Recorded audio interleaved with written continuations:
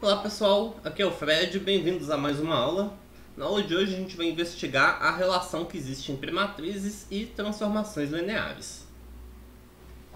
Então na última aula a gente já viu o seguinte, que uma transformação linear, certo? A gente tem aqui dois espaços vetoriais, uma transformação linear ela é completamente determinada por onde que ela manda os elementos da base do domínio.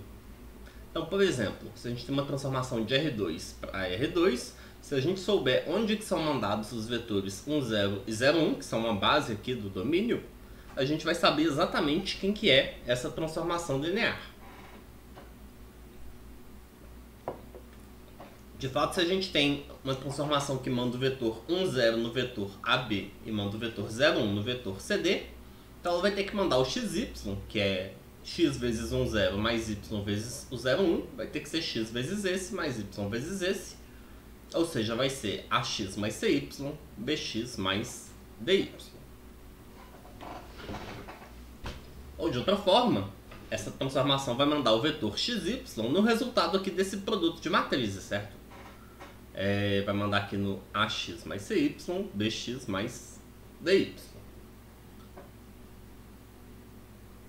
E nesse caso aqui, a gente está pegando um vetor aqui no domínio e representando ele pelas coordenadas dele na base canônica. Certo? Então as coordenadas na base canônica são x e y. E aqui a gente está obtendo como resultado um vetor que também vai estar escrito com as coordenadas na base canônica. E isso não vai precisar necessariamente ser assim.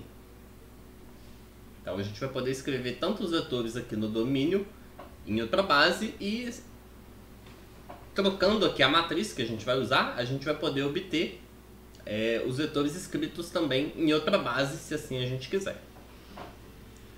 Então, por exemplo, vamos pegar em R2 essas duas bases aqui.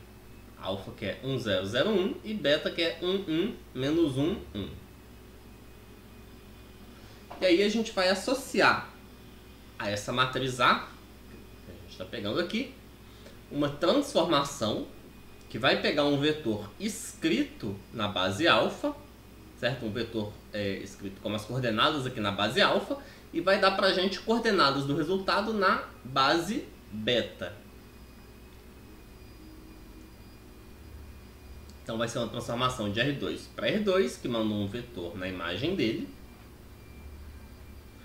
E aí, se o vetor que a gente pega aqui no domínio está escrito na base alfa, né? Se as coordenadas dele na base alfa são xy, ou seja, é o vetor xy, porque é x vezes 1, 0 mais y vezes 0, 1, a gente pode associar com ele a transformação que leva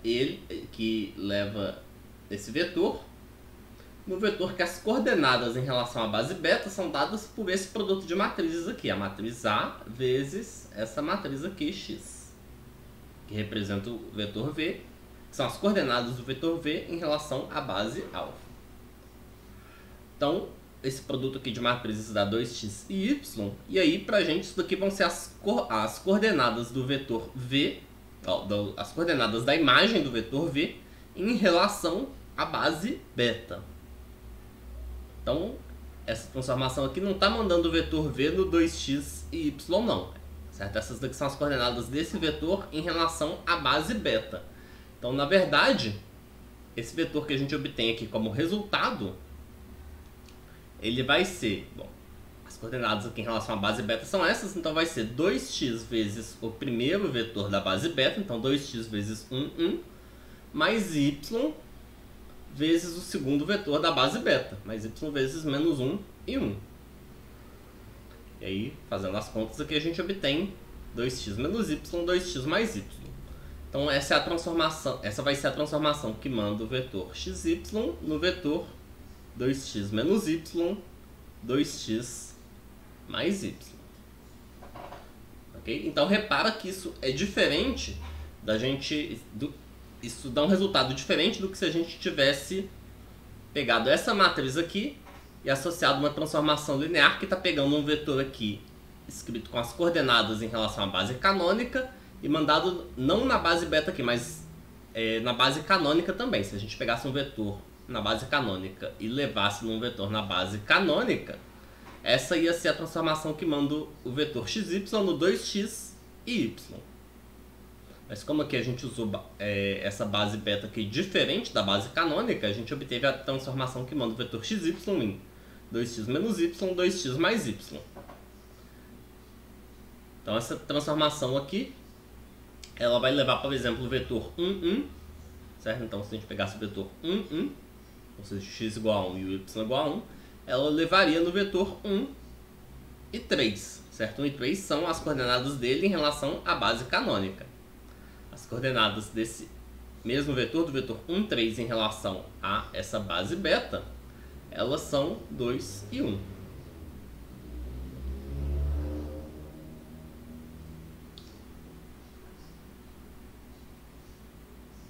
Okay.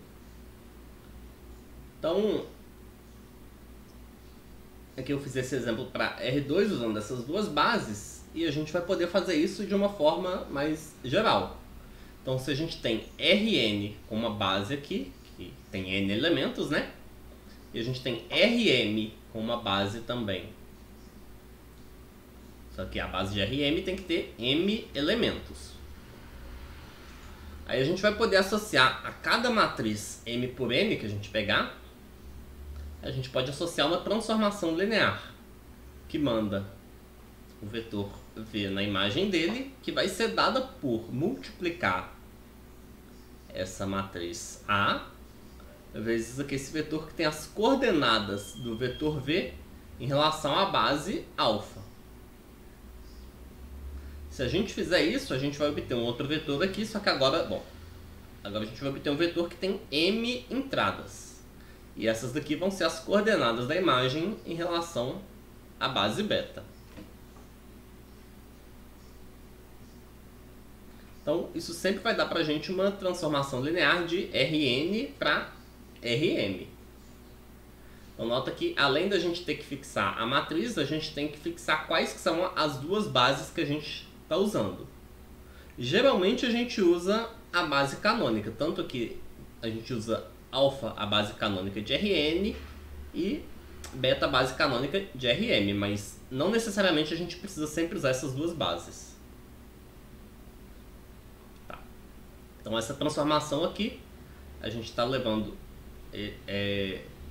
o vetor v, certo? Fixados essas duas bases, a gente vai levar esse vetor v em y1 w1, y2 w2, ym wm, onde esses y são o que a gente tem aqui. Esses w1 até wm são a base que a gente pegou de Rm. Então, vou dar um exemplo aqui disso com números. Então, vamos supor que a gente tem aqui a matriz A, que é essa daqui. E a gente tem aqui duas bases, uma base de R3 e uma base de R2. Certo? Então,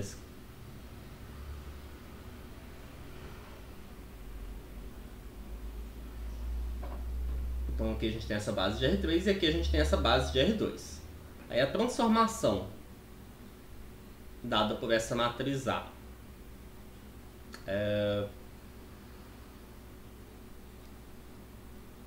desculpa, aqui era para ser aqui eu tenho a base canônica de R3, aqui era para ser a base canônica de R2, só que aqui eu inverti a ordem, não era para estar invertido.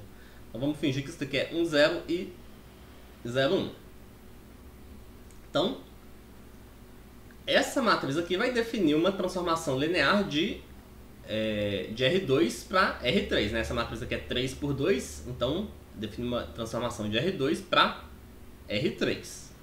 Como é que vai funcionar essa transformação? Ela leva um vetor de R2, que a gente escreve aqui as coordenadas dele em relação à base canônica, então a base 1, 0 e 0, 1, né? Como eu falei. Vai levar esse vetor na matriz A vezes as coordenadas aqui. Então vai ser x mais 2y, 3x mais 4y, 5x mais 6y. Então leva nisso aqui, essas daqui são as coordenadas desse vetor em relação à base aqui que a gente tem para R3. Como são as coordenadas em relação à base canônica, então o vetor é esse aqui mesmo. Então vai ser x mais 2y, 3x mais 4y e 5x mais 6y. Então agora eu vou fazer um outro exemplo, só que usando bases que não são a canônica.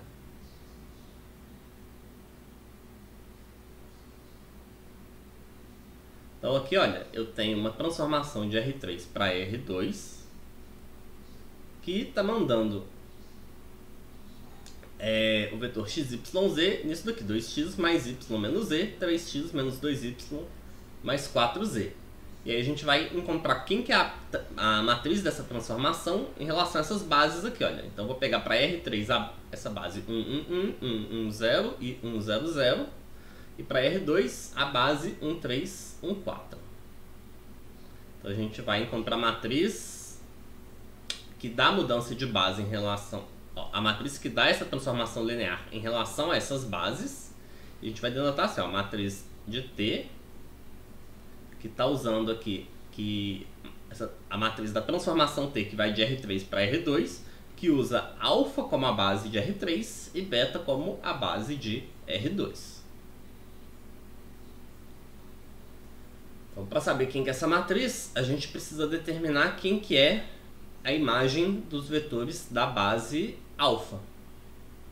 Então aqui na base alfa a gente tem o 1, 1, 1, 1, 0 e 1, 0, 0. A gente determina quem que é o T desses caras.